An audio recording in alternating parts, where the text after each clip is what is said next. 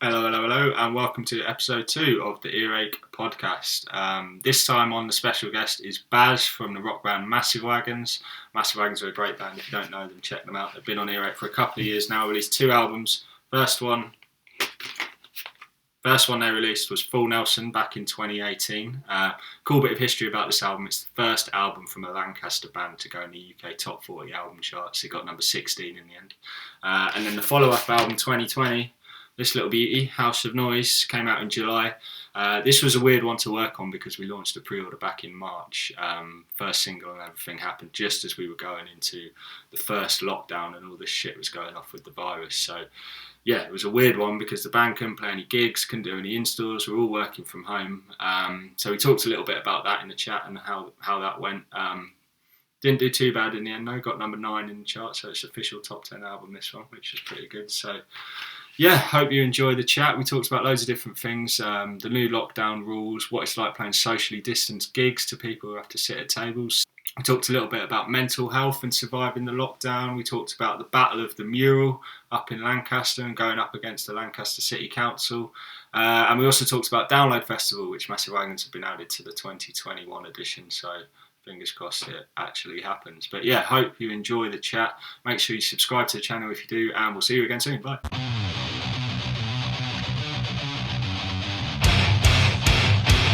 There he is. Hey, how's it going, man? Too bad, yeah. Good to see your face. Got it working. There we go. Working at last. Yeah. How are you doing? It's been a while since I've seen you. I was trying to think back to the last time I saw you in real life, and it's been...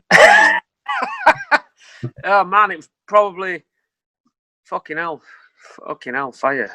I don't know when it was. It's been a long time ago.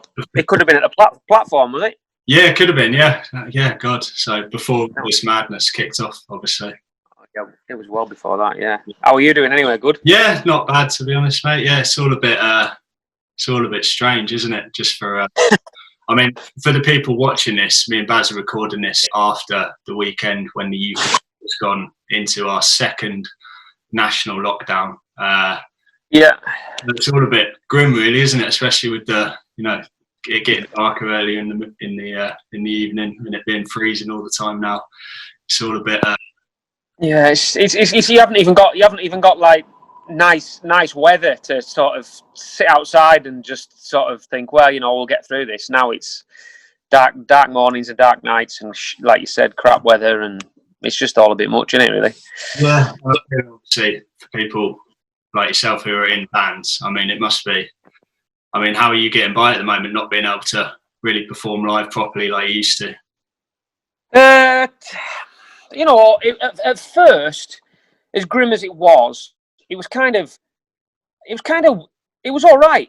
It was bad that gigs weren't going to happen, but we were making the best of things, and you kind of had to learn a kind of new skill set, if you like, with like streaming, and Adam, we're making videos, Adam's been editing them and stuff, and that's all cool, and it was all kind of exciting a bit at first. Not exciting in a I don't know how to explain it really. It was good because we're covering new ground and finding new skills and what to do and keep people entertained, and I kind of like that. Your back was against the wall a bit, and it was all right, but now it's been months down the line and it's just boring. I know what you mean, yeah. I think at first there was a bit of a novelty to it all, wasn't it? It's like, oh, what's going on? Yeah. Yeah, it was. It wasn't too bad. It was disappointing about gigs, but at least, I mean, we just had this. We got this place, this unit, you see, which was exciting, and we launched the Wagons World thing, and that was exciting, and and we got into the live streaming stuff, and that was all right. That was quite good fun, but now it's just got to the point now where just gigs is just too big a part of what we do, and it's just massively missing. Yeah, it's tough, isn't it? I mean. Some good news though, you got added to Download last week, didn't you? For 20. Yeah, that was all right. Yeah. Yeah.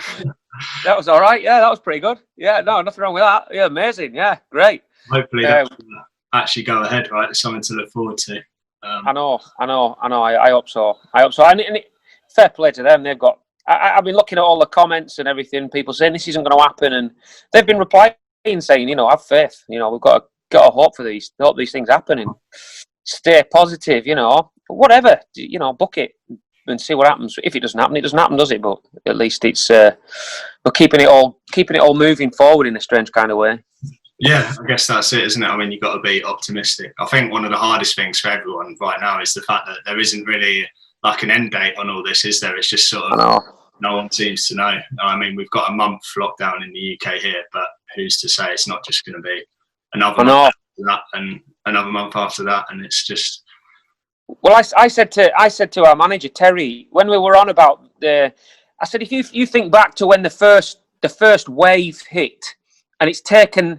And that was sort of March, April, May, June, July, August, September, October. It's 7-8 months later, and here we are still not back to normal. If there's a second wave, who's to say it's not going to be another 8 months after that before we're in this position again?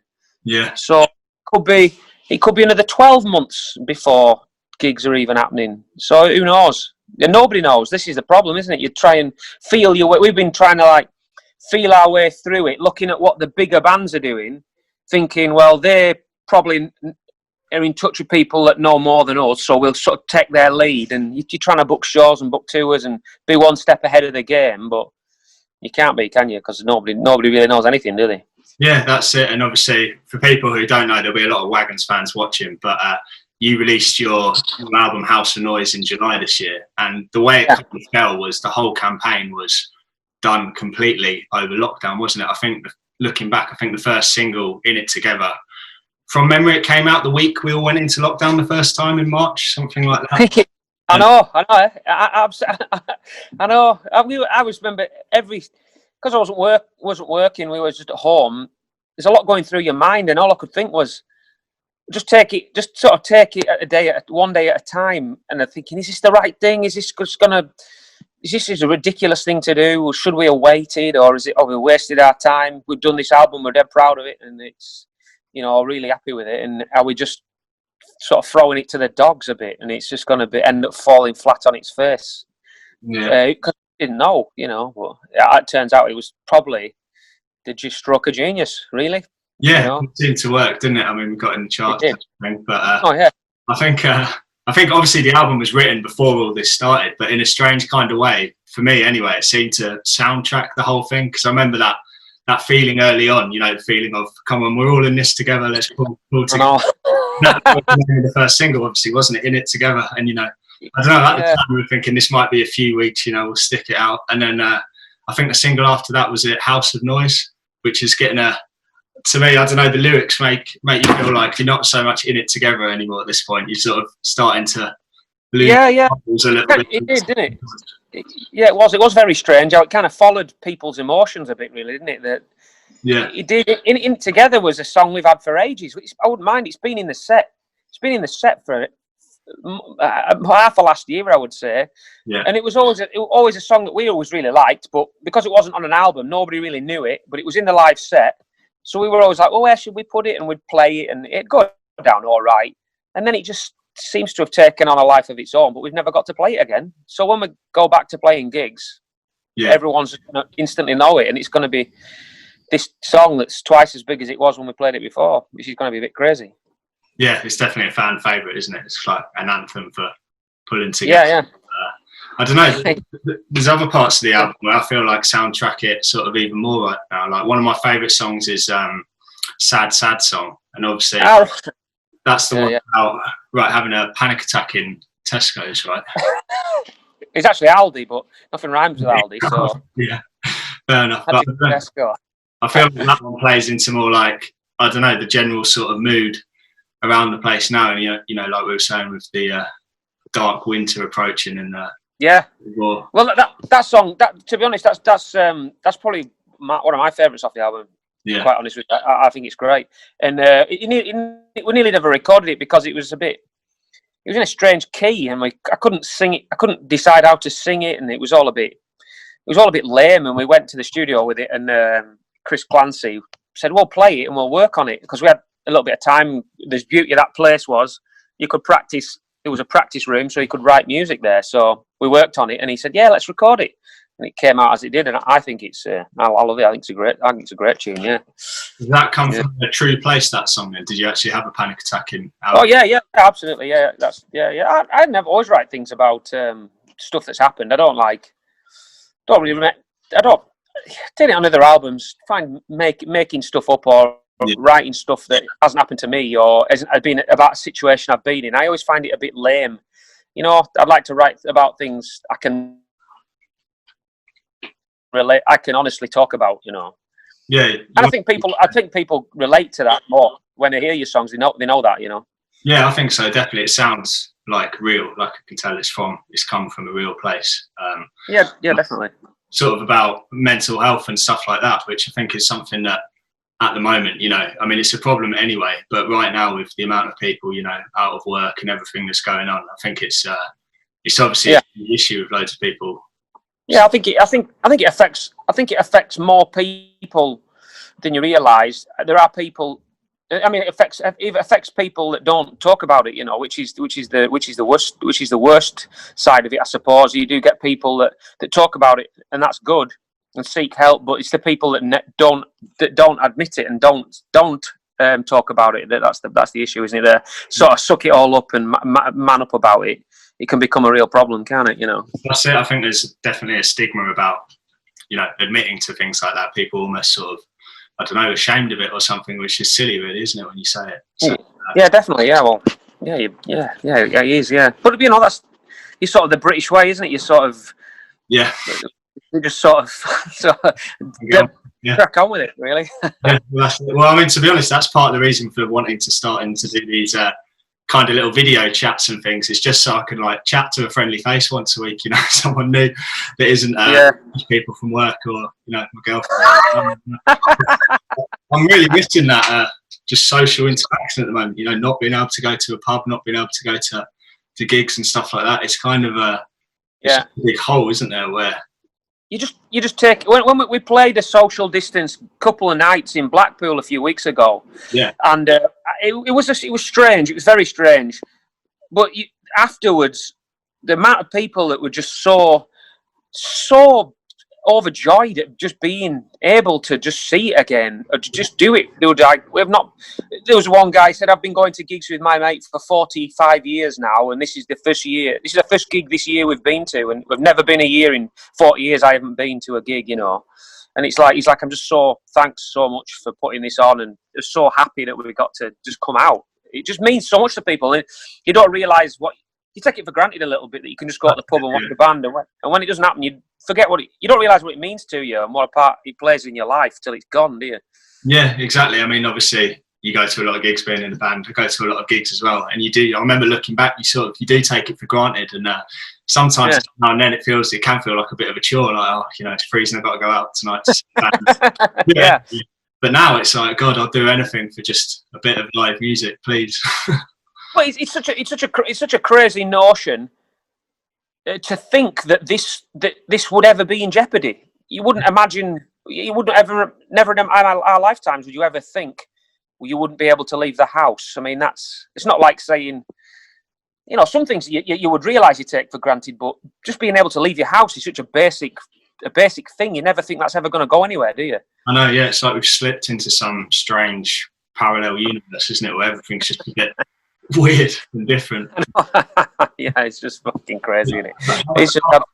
How did those gigs go then in Blackpool, the socially distanced ones? Because obviously it is a bit strange. I haven't actually been to any gigs at all, socially distanced ones, but was everyone down at tables then? And spread? Yeah, it was amazing. It was great. It was just so.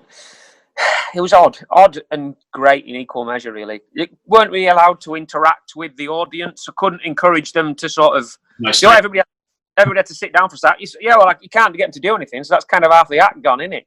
Yeah. All you're left with is shit crack and our songs, really. But people were dying. You could tell people sat at tables. And if the guy that owned the place, Ian, the Waterloo in Blackpool, he said if people start standing up and things, you know, they have to go. They have to leave the building. You know, they had a lot of extra security in there to say. Because if anybody, he had regular visits from the council and things during nights to really check. He was pulling his weight and it was all above board, you know. And if they came in and caught people leaping on tables or jumping up and down and getting too close, then he would shut them down. So they have to throw them out, you know. It's so strict, he said. No, you could see people were desperate to sort of just stand up and leap around. Yeah, it must take quite a lot of restraint being at a Massive Wagons gig and just sat down still. It goes against all instincts, doesn't it? I mean, I know. Yeah, it was very strange. People enjoyed themselves as much as they could, and you could tell. Like I said, afterwards when we talked to people, they just expressed how much they enjoyed it. So that was the main thing. It was great. It was great. I don't know. I don't know. You got to keep everything positive and try and keep venues going and keep grinding away. And bands. I've seen one or two bands fall by the wayside. Yeah, it's sad to see. I don't know. You just got to just try not to fall into that trap ourselves. Just keep going and keep it going. You know, be sort of surviving at the end. I can only imagine what it must be like for some bands that have been going for years and are kind of got into a routine of gigging, and now suddenly that's gone, and they're sort of living on. They were always kind of one of those bands that were maybe touring on past glories a little bit, but making a living. Yeah. And now there's nothing. There's just nothing for them. It must be horrendous.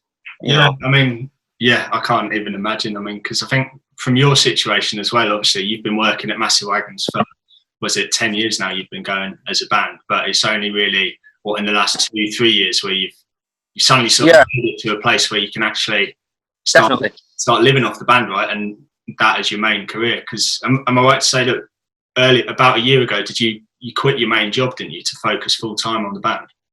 Yeah. Well, actually, last year I quit my job of sort of 15 or 16 years, and I went kind of self-employed, doing the same thing, but I could then driving a lorry. But I could. The guy I worked for, I was actually a big fan of the band, and he said you can have as much time off as you like. So if you just give me a little bit of notice, whatever time off you need, that's fine. So I've been doing that, and then earlier this year, I got furloughed. I didn't get furloughed, should I say? I got sent home from work, but because I'd only been self-employed a year, I didn't get any furlough money. Right. So I didn't really have any choice. So me and Adam, it was Adam's idea to set up the Patreon thing in the Wagons world, and we got this unit. The ball was rolling with this unit before the lockdown, so we'd already got this place, and we had started paying for it, but kind of no means. We suddenly had no means to pay for it.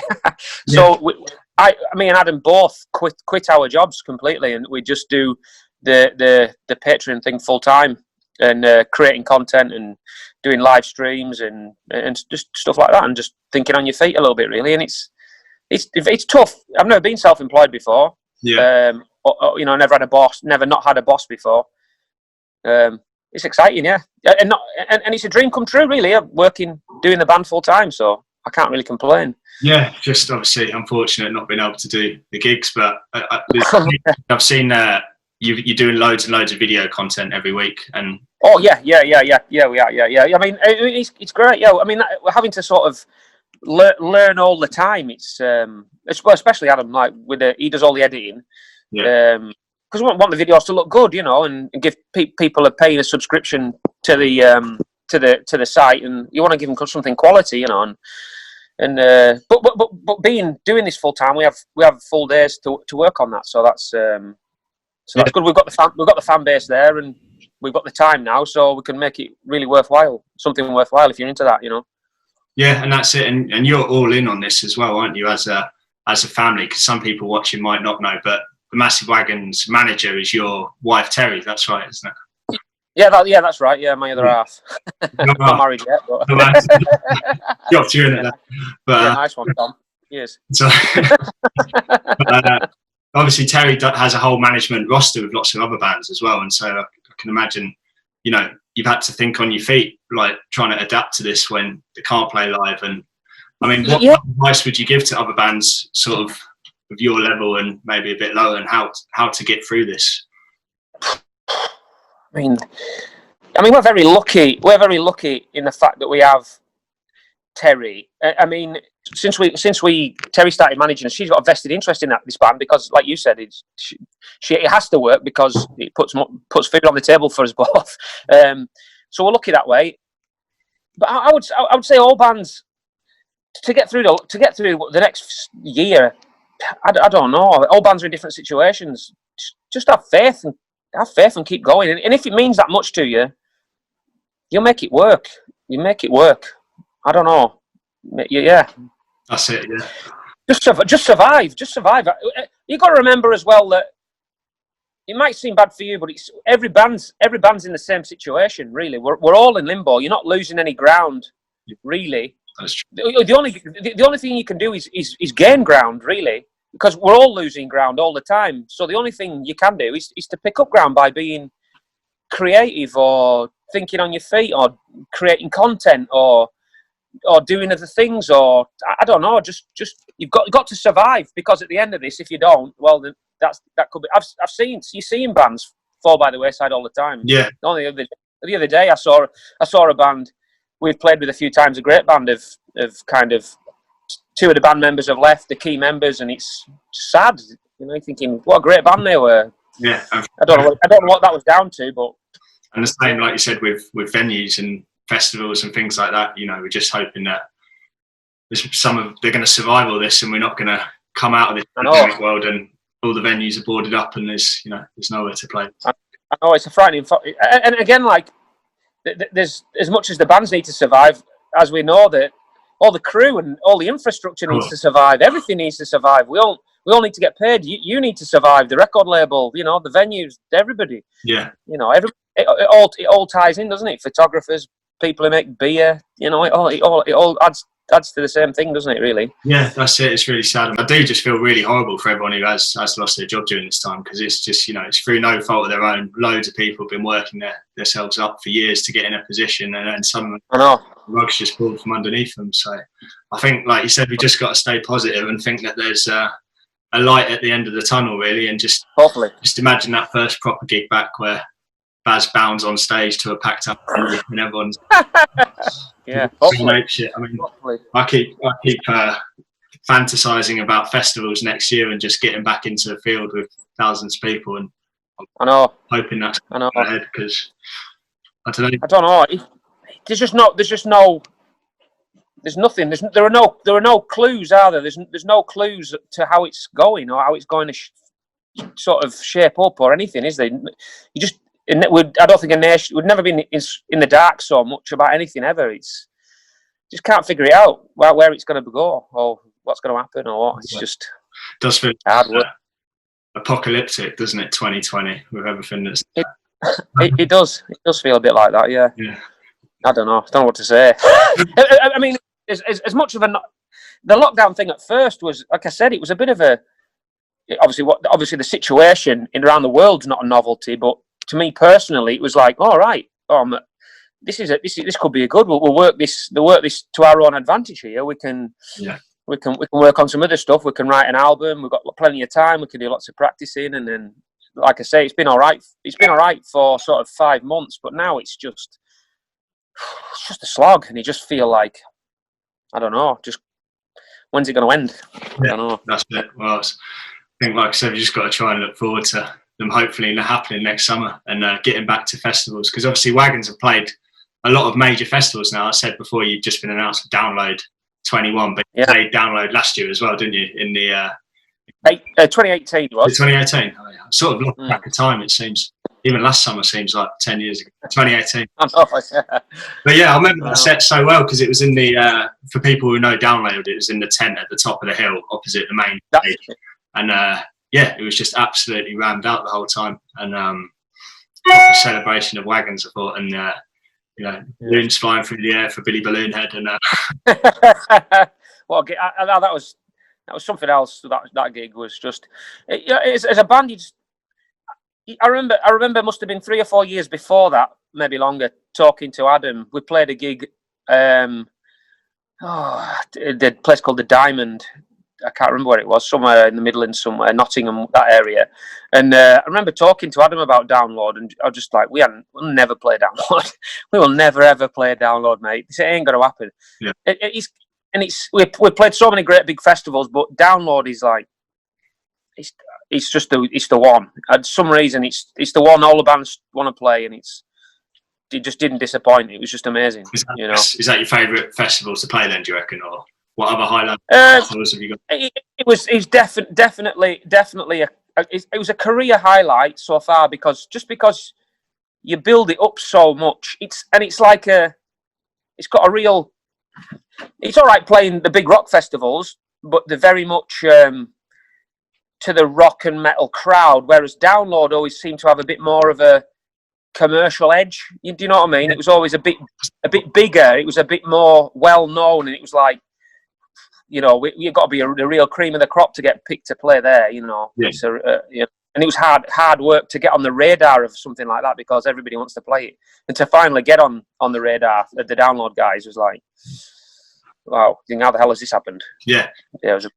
Because was it that same summer you also played at Boomtown Fair, didn't you? Or as part of the factory stage, which was a bit of a weird one, obviously, for Massive Wagons, because the festival was, there aren't many bands like Massive Wagons at that festival, so it's a bit of a totally different crowd to what Download might have been. But fair play. I mean, God love Earache for that. I love that.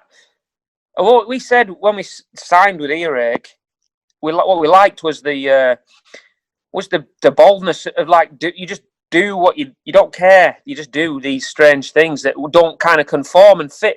Even back to the extreme metal days, whenever back in the late 80s, early 90s, that must have seemed to a lot of people like, what are they doing? What's this rubbish? But you stuck with it, and it's become this amazing thing. And then you put in stages at Boomtown, and it's like stage at Glastonbury and Kendal Calling. It's like nobody else is kind of doing that, and it's great. I think that's really brave and a great thing. Can only be good, can't it? I love it. It's kind of like a sort of live experiment doing these things, because people who don't know, Boomtown's a massive festival. It's got all different types of music, like DJs, lots of other bands and stuff, but there isn't loads of rock and metal until Earache showed up, and so the crowd often, they're not like ready for it at all, are they? So yeah, we had Napalm Death on last year as well, and they're just playing to a sea of I don't want to say kids, but youngsters who pretty much everyone in there would never have seen Napalm Death before, and just on their faces while they're just getting blasted with it. It's like you can tell it's sort of sinking in. But yeah, it's a shame. I've really missed them this summer because we were supposed to have 4 festival stages set up and lineups booked for all of them, and then down Swanee not happening. So it's been an empty. But it was going to be a great year. We were supposed to be playing the Kendal Calling. Headlining on the Friday, wasn't it? It was mega. I was looking forward to that so much. Yeah. But yeah, there you go. Yeah.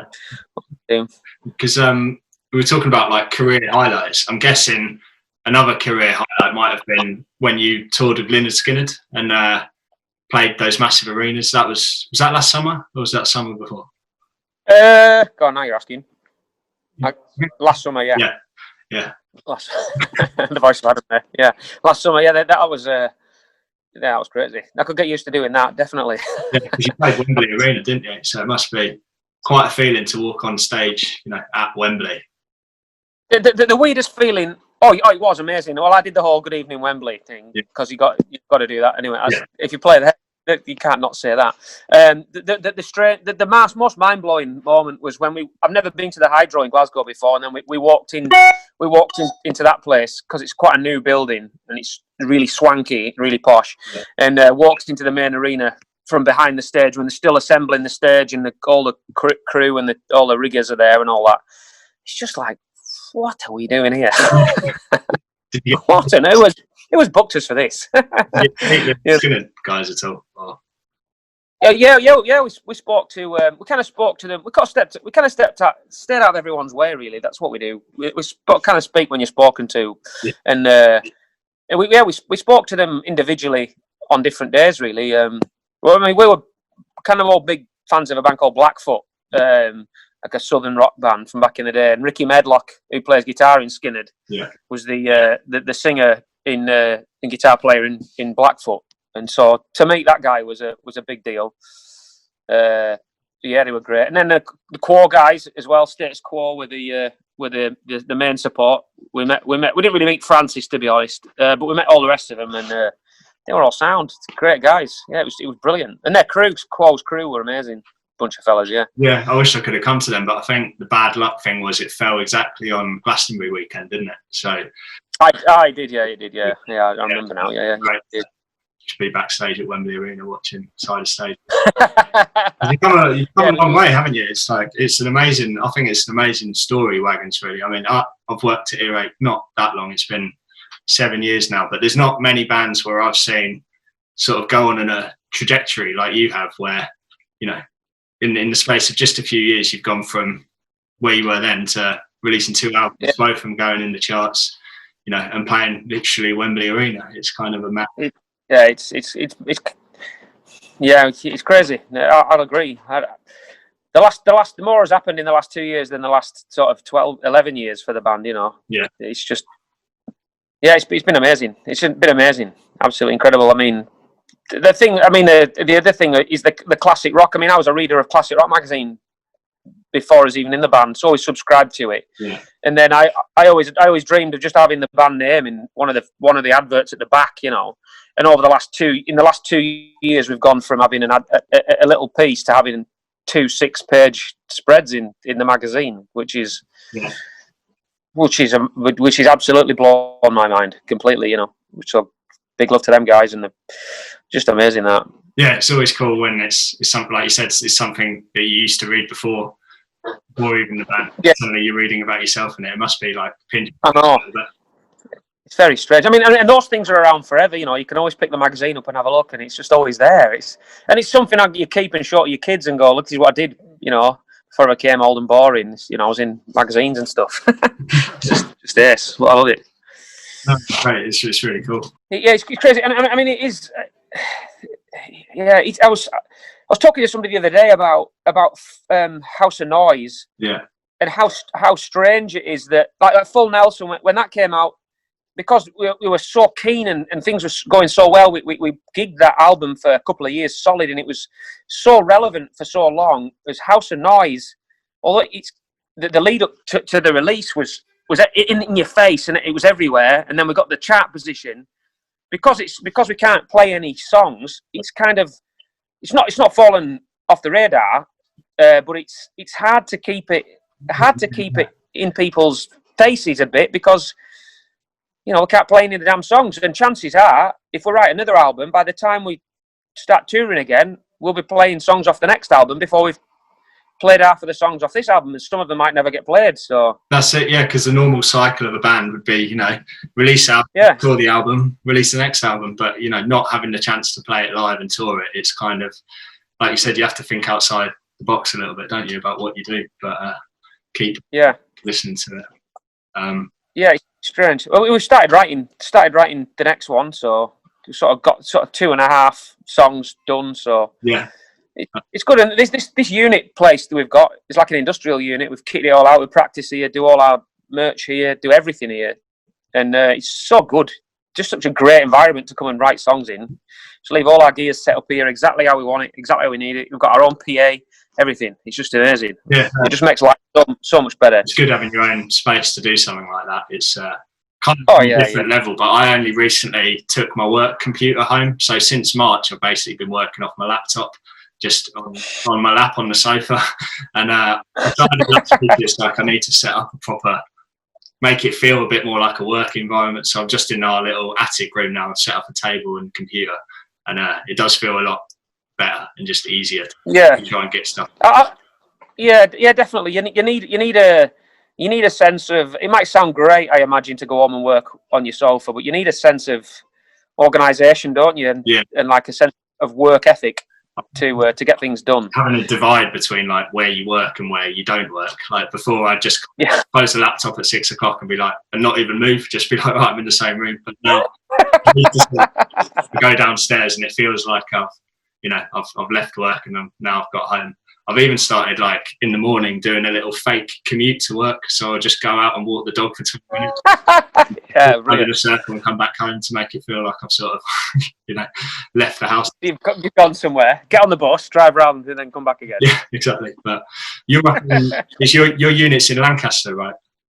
No, it's in Carnforth. It's down the road. Yeah, which is about a 20-minute drive for me, but everyone else lives nearby, so it's perfect, really. I mean, before this, we were practicing in a friend of ours, our old drum tech, runs an engineering business, and he has like a big lock-up warehouse full of lathes and lumps of metal and stuff.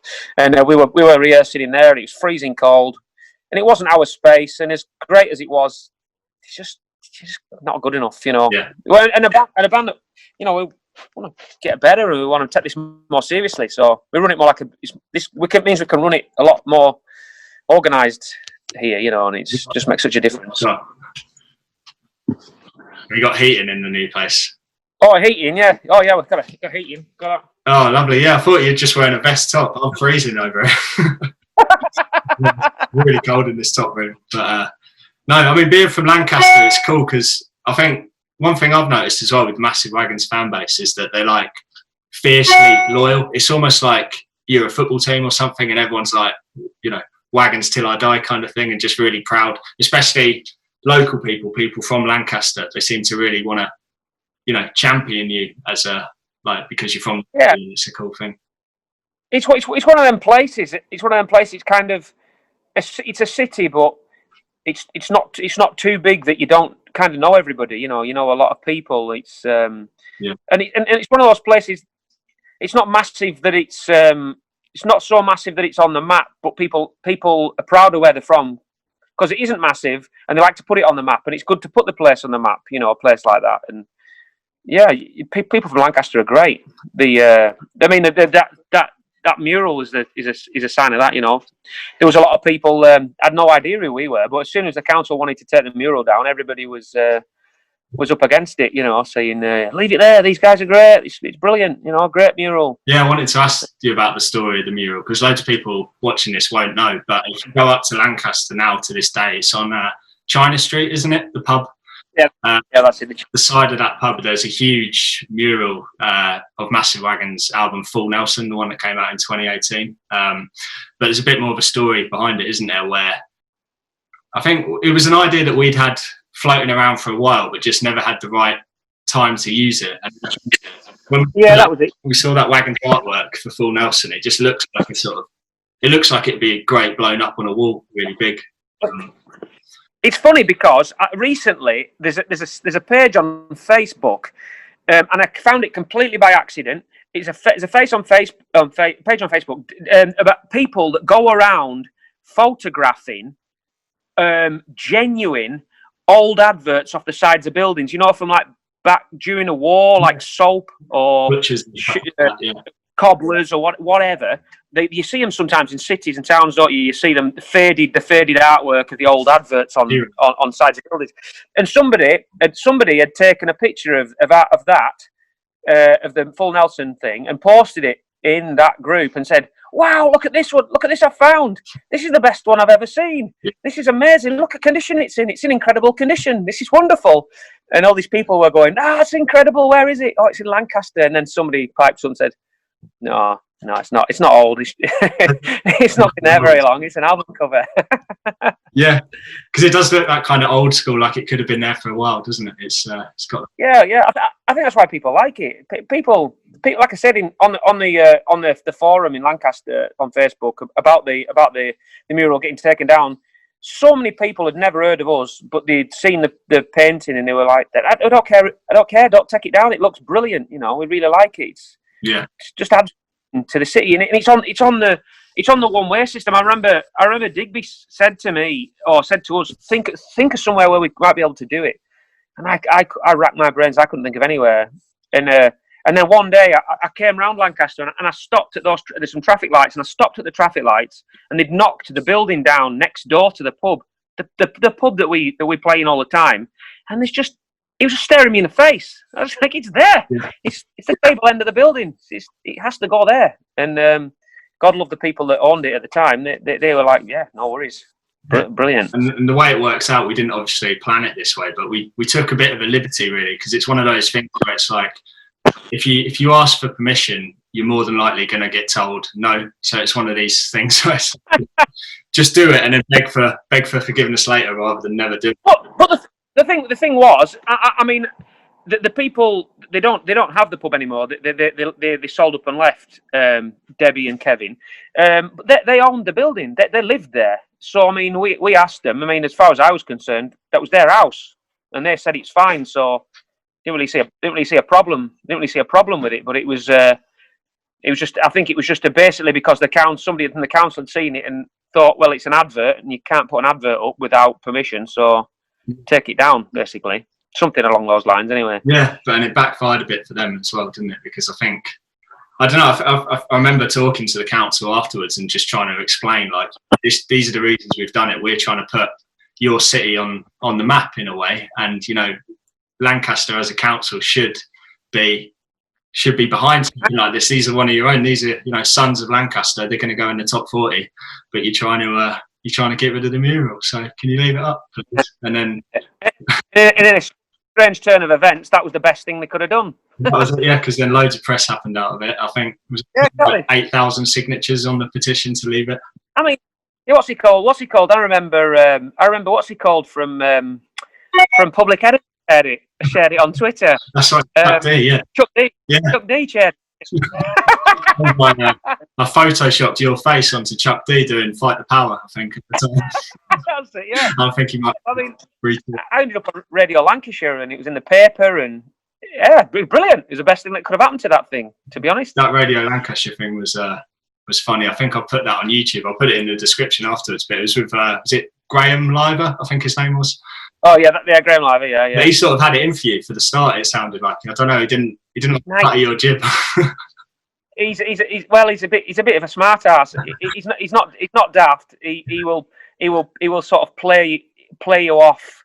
You know, he's a clever guy, and you know, I knew what it would be like when I went on. But the council guy wasn't on there, was he? So it was just. I was thinking it'd be you going head to head with the council, and we'd have a big ding dong live on the radio. But yeah, it was funny. Ironically, Bowser used to work for his dad. He was a milkman. Oh. His dad was a milkman.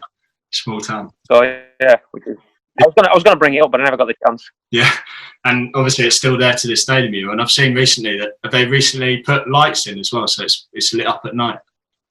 Yeah. Well, when the other people left, we were like, oh, what's going to happen to it? And then somebody else bought it, and we heard all sorts of stories. It's going to be a wine bar or a restaurant or something. And anyway, it turns out the guy that bought it is a big rock fan, and him and his missus have totally renovated inside. It's amazing. They're putting a proper stage upstairs, and accommodation for bands is above that. And they've turned outside into like an outdoor performance area with a stage and a beer garden, and with the mural staying there, and they have put lights on it and everything. So yeah, it's proper. Great. Yeah, that's cool. Hopefully it will still be there after this pandemic's gone by. Because I was going to ask, what's it like in Lancaster? Because I walk around Nottingham occasionally, walking the dog, and sometimes go into town, and it is just like, you know, it's weird because there's so few people around, and more and more just boarded up bars and shops and stuff like that. Are you getting a similar vibe up there, or? Yeah, it's funny. I drove. Where did I drive today? I drove somewhere today, past some shops, and I noticed on Morecambe Prom, and I noticed one or two shops that have been there for years were the shop fronts were empty of stuff. I just felt like, oh, how sad must that be? How bad must that feel? Yeah. I don't know. It's strange. I mean, it's odd when it's Morecambe because I live just past the other side of Morecambe, so I drive through Morecambe quite regular. And over the last 6 months, it's probably been busier than it's ever been.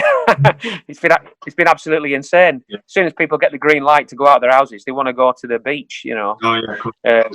So it's been pretty crazy, but yeah, Lancaster's been quiet. Yeah, I don't know. It's sad, isn't it? I don't know. Yeah, it is sad, but yeah, it's hard to know what to say, isn't it? Just hope all these places are still there afterwards. Yeah, I mean, exactly. Yeah. How are you like filling the hours in your day with not being able to play live music? Like, is it just working on the Patreon, on the Wagons World, making video content all the time? Yeah. Well, to be honest, I'm quite lucky. I've been doing a little bit of other stuff as well. Like I say, I don't get any furlough money or anything, so I've had to do a little bit of like other work. I know a guy I go and do some like driving for every now and then, and I can get money. and all the other time has been filled with it's great. I mean, we work here now, and Terry works in here with us. So, whereas before, if we were doing things, we were all in separate houses and sending emails and messages and saying, "What do you think of this? What do you think of that?" And things was at a real slow pace. But now things can move on so fast because you're at a desk next to your manager, and Adam's in the room as well, and so you can say, we could just have meetings and just get things done, and it's just done. It's just a great feeling. Yeah, I think you seem to have adapted really well to everything that's going on with the setup and things like that, and the amount of, there's not many bands, I don't think, that work too much harder than you with the amount of stuff that you're putting out every week. Yeah. I mean, what do you do to like relax? Do you watch Netflix and things like that, or walk the dog? Or... Relax. Yeah. Relax. I've got a small child, Tom. There is no relaxing. There's no relaxing. No relaxing. No. Yeah. I don't know. Yeah, it's nicer. It's nicer now because I don't have a full-time job away, and then I would have to fit the band in and family time. Now family time there's a lot more time for that. I see Lila, my little girl, every day now. Instead of getting home from going to work at 5:30 in the morning and getting home at 6, and she's going to bed at 7 every day. I see her every morning when she wakes up now, and I get home and I see her every evening, which is amazing, And you're not exhausted at weekends to do anything else. And although not having gigs is rubbish, I get to see them at weekends as well now, which is great. To come out of everything, spending more time with the family. Oh, that's definitely one good thing. Yeah, definitely. It's nice. I'm hoping it'll be. Well, ultimately, I hope this doesn't drag on too long, and I'm hoping we'll feel rejuvenated and excited about it all coming back, and gigs will just be this big release, and we'll all be ready to take on the next sort of 10 years or whatever. Yeah, that's it, because it's weird for us, obviously, with everything that's going on, but I do feel like what it must be like for kids as well, like Lila, it's something going on this early in their lives. I mean, is she going to school? She's of school age, yeah. Well, she's 4. She's at nursery, but the biggest one for her the other day, and it's kind of the biggest disappointment for her, notable disappointment for her, was she's not long been swimming. She started doing swimming lessons over the last sort of year, and she's just started to sort of be able to swim on her own, and she's like really proud of it. I can swim on my own, and her gym closed down at the weekend. Where the swimming pool was, and all the kids now don't have swimming lessons. Which horrible. And we had to tell her, and she was upset, and it was sad. It's awful. You can't go swimming anymore. What can you do? It just sounds like such a small thing, but to her it was massive.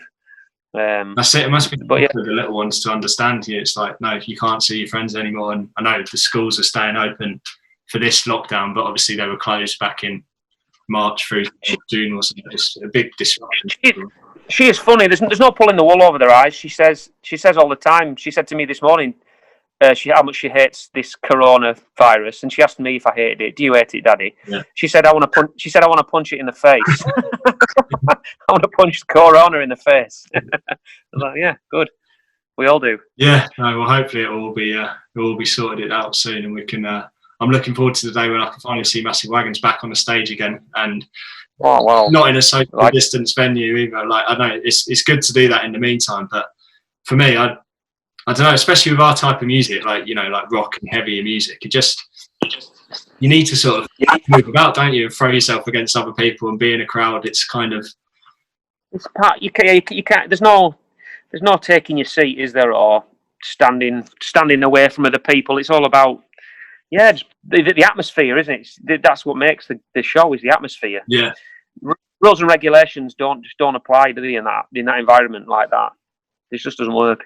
Yeah, that's it. I mean, I think some gigs can work like that. Like, I remember seeing, I'm a big Nick Cave fan, and I saw him at a Royal Theatre in Nottingham a couple of years ago, and it's the first sit-down gig in ages, proper like plush velvet seats, but kind of works for something like Nick Cave, where you're like, you're welling up and it's all emotional. But Wagons, I kind of just want to. I can't imagine down for it. No, it don't work. It don't work. It's not right. I feel like an idiot. I'm leaping around and like all I'm wanting to do is to try to instruct people to do things, and I don't know. Yeah, it's just odd. Very, very odd. It was cool to do it, but it was odd. I mean, we did the Planet Rock thing as well, which was the live live stream show, which was to like a big empty room with about 5 cameras in it, which was also very, very strange. Yeah. You know, letting yourself go and just performing for absolutely nobody, and remembering. I was trying to remember the whole time we were doing it that there were people watching at home. So I'm doing all that to the people at home. You know, I'm sort of saying, clap your hands and come on, do this, do that. Let's have it, to the camera screen, to the camera lens. You know, I don't know if anybody's doing anything I'm asking them to do, but you're just trying to give them a spectacle. You know, they probably sat at home thinking, what a tosser, what's he doing?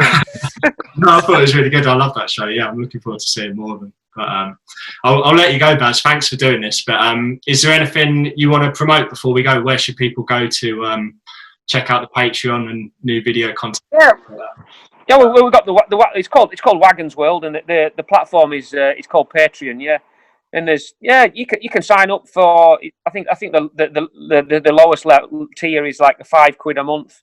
And you get access to a lot of things, and there's 2 other tiers above that which are slightly more expensive. You get more things. Yeah, check that out. We're putting out more content online. We've just re-released the Good, the Bad, and the Ugly, the live album we put out a few years ago on Bandcamp, which had a few more tracks on it and stuff. Just thanks everybody. I mean, I tell you what, rock fans are just so great.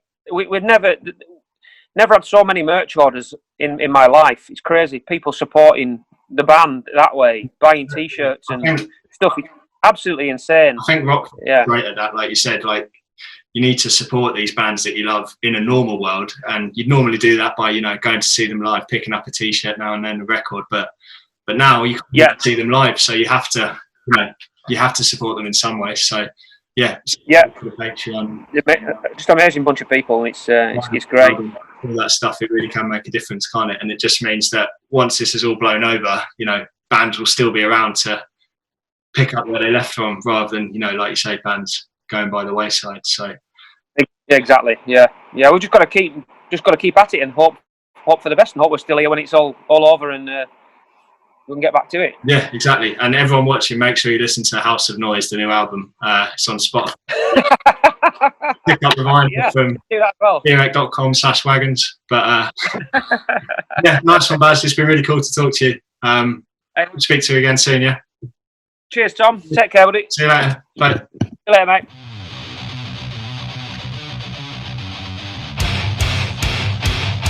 Okay, so that was episode 2 of the Earache podcast. Hope you enjoyed it.